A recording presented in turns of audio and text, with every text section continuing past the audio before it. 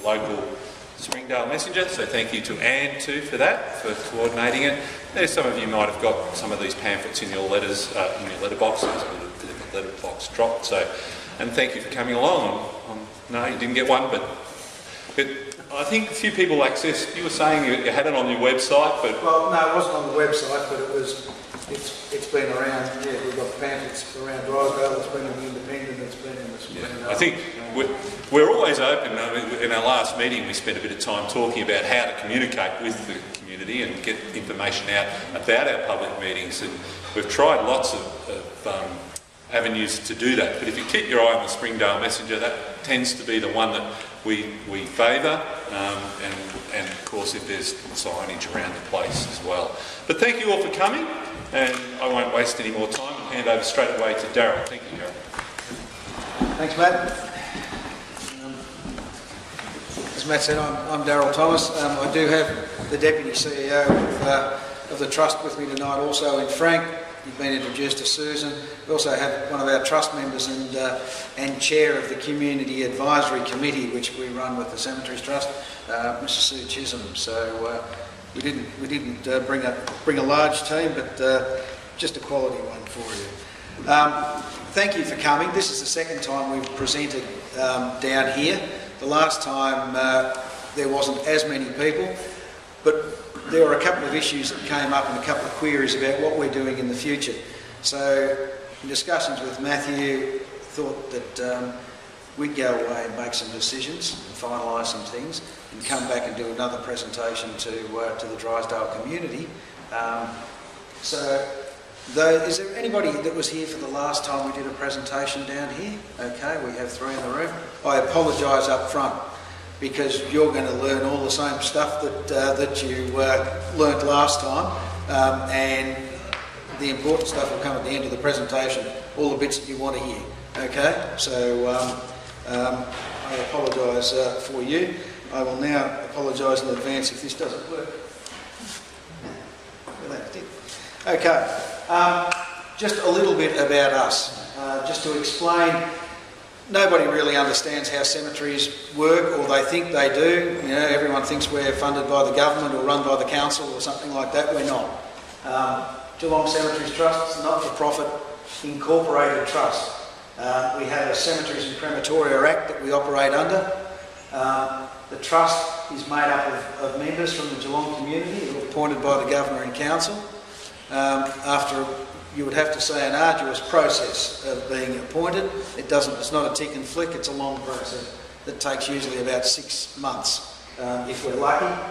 So, and it is a paid position on the Geelong Cemeteries Trust board now. It used to be volunteer based, but since 2010, when there was an amalgamation of the trusts, it's become what we're classed as an A-class trust, and our board members are actually paid. We administer 13 cemeteries at the moment, as you can see, from Lara to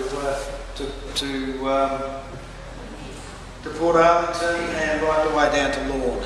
Okay, so it's logistically we've got it pretty well covered. 13 properties within the city of Greater Geelong. We contract grave digging if 13 cemeteries aren't quite enough. We also do contract grave digging for the Bellbrae Cemetery as well. We have 27 staff. That includes indoor and outdoor staff. And we do about 2,000 services a year, made up of 800 burials and 1,200 cremations. Services provided by the Trust, both at need and pre-need. Pre-need, obviously, you can come in and organise what your options are for when you pass away, for burial or for cremated remains memorialisation. We even have a mausoleum or two as well now. There's lots more cremation memorial options available today than what there ever used to be. Rose gardens and rose gardens once upon a time, or a brick wall. Now we have ornamental trees, exclusive family gardens, shrubs, seats, rocks, whatever people like. Bronze plaques have been around for a very long time. Glass plaques are are somewhat new in the memorialisation range. Some people really like them. You can fit a lot more wording on a glass plate than what you can on a bronze plate. And the designs are somewhat varied as well, pretty much anything you want. Memorial positions for cremated remains. You can purchase cremated remains memorials for 25 years or forever, or perpetuity. Okay? You can purchase them for a 25-year tenure to start with, and then upgrade them to perpetuity afterwards, or at the end of 25 years your family may decide to renew it for another 25 years. Burials are forever at this point in time in Victoria. If you're buried in the ground, you are there forever. That's not 100 years or 200 years, it's forever.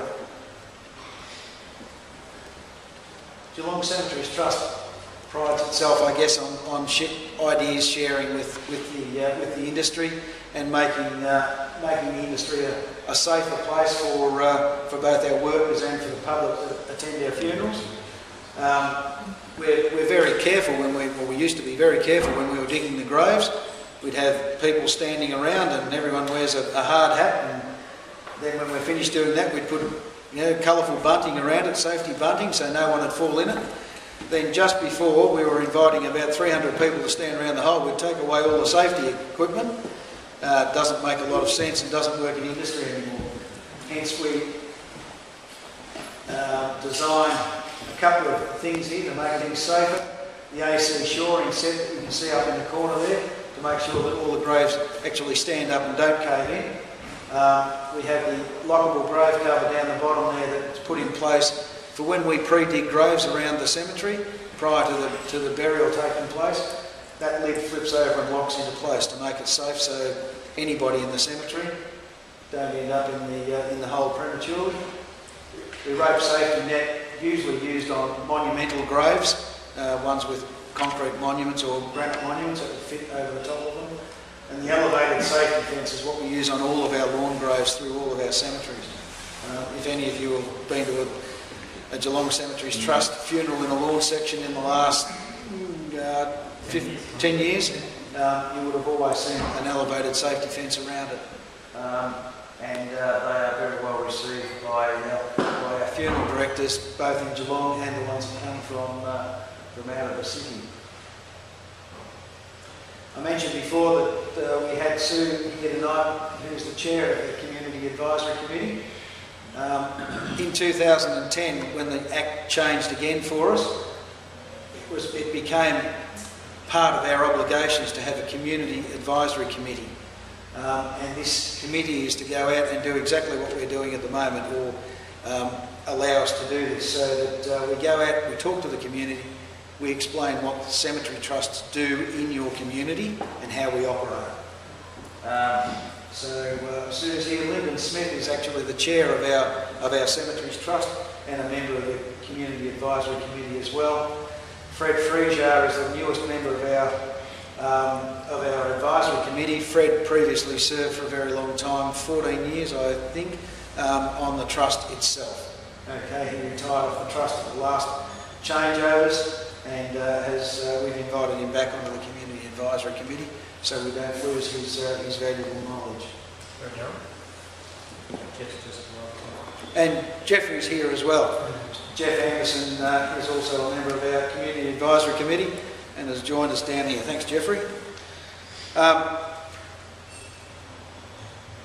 Trust projects for 2012-2013 that we've been undertaking. We've redeveloped the Children's Lord section at the Eastern Cemetery. Involved in the redevelopment of that was actually extending it to last for a lot longer rather than rebuilding another children's section elsewhere in the cemetery. We decided we'd redevelop this one and extend it. 4 years of consultation with families went into this before we turned a sod. Okay, we had proposed plans and draft plans and everything that we presented. We sent out letters to every single solitary family member who had a child buried in this cemetery, and we waited for their feedback. And then we had consultation meetings with them again. Children's sections in a cemetery would be one of the most, the most important part of a cemetery to do consultation if you're going to change anything in there. It's very emotive, as it should be, and you've just got to make sure that you get it right and that you dot all your I's and cross your T's and make sure that everyone understands exactly what you're going to do. The first thing that people decide whenever we're going to do a redevelopment or an upgrade in the cemetery is that we're going to move bodies around. We're not allowed to do that anyway. We never disturb what's below the ground, but hopefully we've made a heck of a difference for what's above the ground.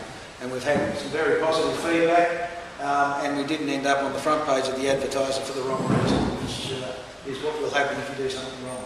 But it's come up really well, something that our staff should be very proud of.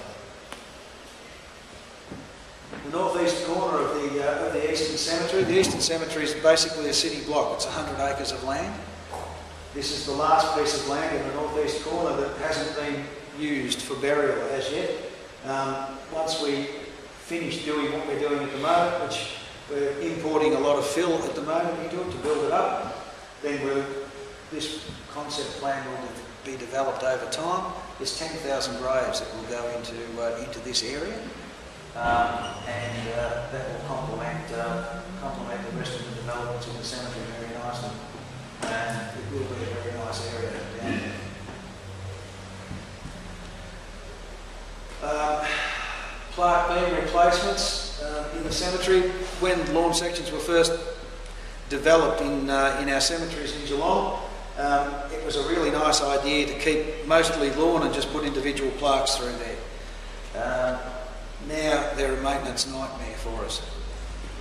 Trimming around each side, 4 sides of every plaque on every lawn section is a mindless task, and it takes a lot of time and effort.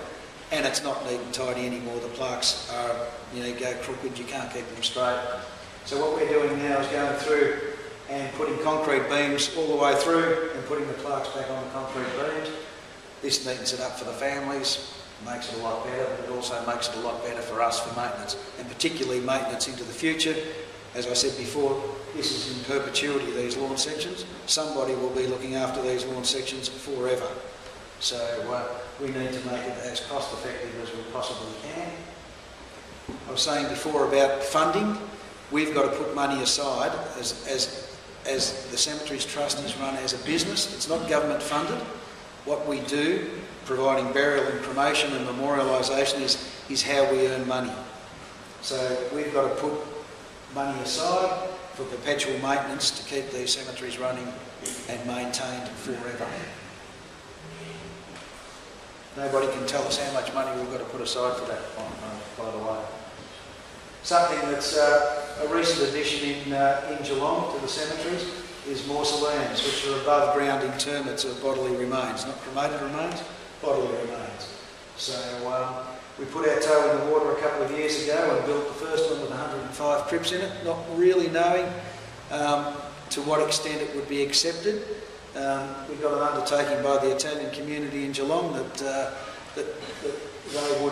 they would support it, and they did, to the extent where we've just built the second one at the Eastern Cemetery and just officially opened that only about a month ago. So and we've already sold 40 crypts in that, about 40 crypts. So that's nearly gone, 50% gone already, and we've only just opened it. So that's something a little bit new to what we do in Geelong. They've been doing it in Melbourne for some time. It was only made legal in 1996 for cemeteries to have mausoleum in Victoria. They did try it a long time ago, but then changed the legislation.